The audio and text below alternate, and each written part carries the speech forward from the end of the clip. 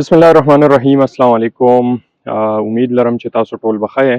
نن خبره کوو د زړه د دورې په باره کې، یعنی هارت اٹیک.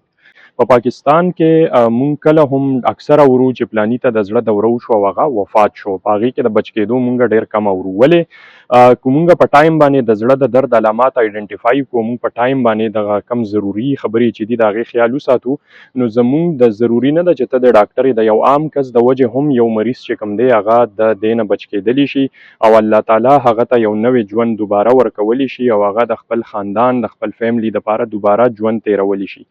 نو تاسو هم کوشش وکړئ د زړه د درد په علاماتو باندې ځان پوهه کړئ او څه کول دي په هغه ټایم کې هغه باندې هم ځان پوهه کړئ. اولنۍ خبره کوو هغه علامات چې کم په ټولو مریضانو کې سیم وي، یعنی چې دغه علامات وي نو پوه شئ چې دا د زړه درد دی. هغه علامات څه دي؟ اولنۍ د سینې درد، او د سینې درد داسې درد چې په هغې کې مریض په یو خاص ځای ګوته نشي ږدلی چې زما درد صرف په دې ځای باندې دی.